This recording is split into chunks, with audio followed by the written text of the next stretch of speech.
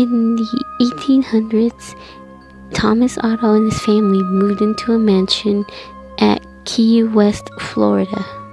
In the mansion, the Otto family were mistreating their servants. Mr. and Mrs. Otto had hired a servant to take care of their son, Robert Eugene Otto. One day, Mrs. Otto supposedly had witnessed the servant to practice black magic, so she fired her.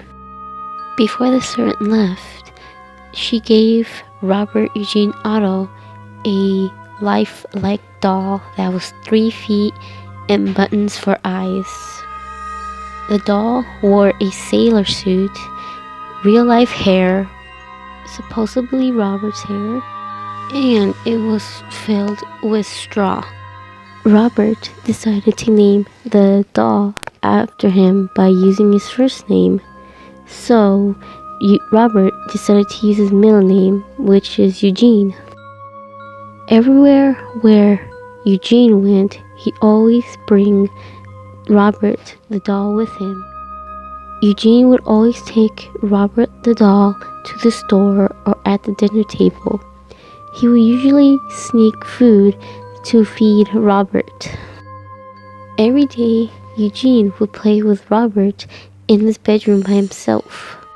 Eugene would talk to Robert in a childish way, but there would be another voice a little more different than Eugene's.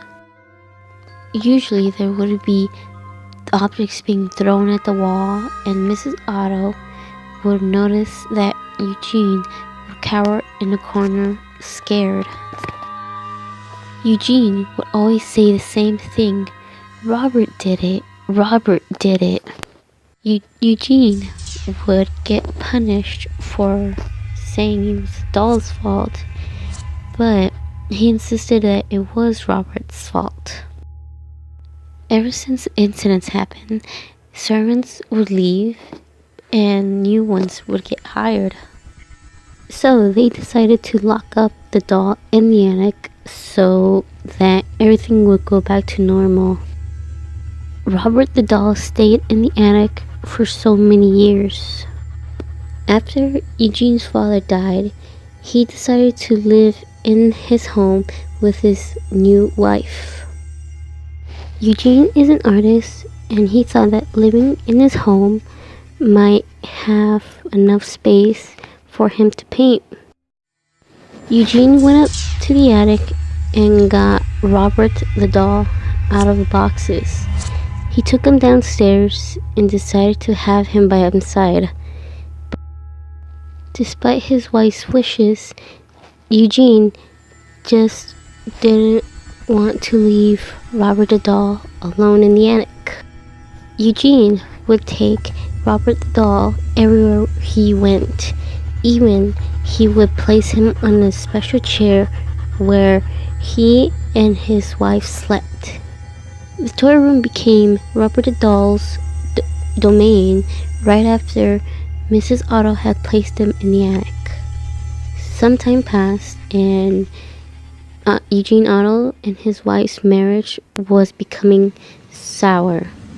One day, Mrs. Otto had died for unknown reasons. Eugene was slowly falling behind. Robert the doll would attack people or sometimes would peek out the window. People had heard evil laughter that was coming from the turret room.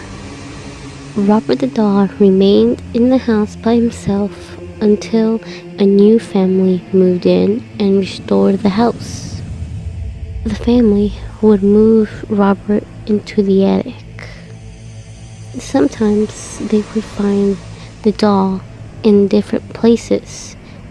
One night, the owners saw Robert on their bed holding a kitchen knife while laughing, which made them run out of that house.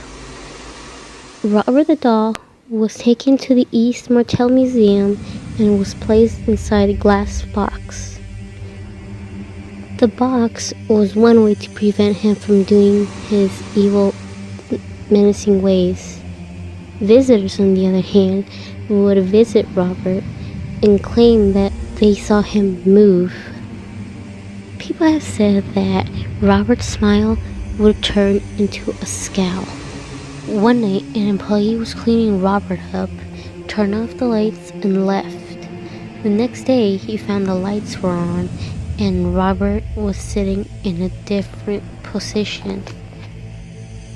There were layers of dust on Robert's shoes. People have said that Robert the doll will put a curse on you. If you want to take a picture of Robert the doll, you must ask him politely. Robert will tilt his head to let you know he gave you permission.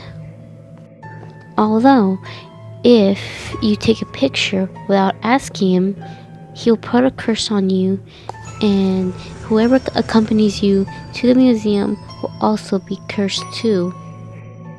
He'll also put a curse on you if you make fun of him.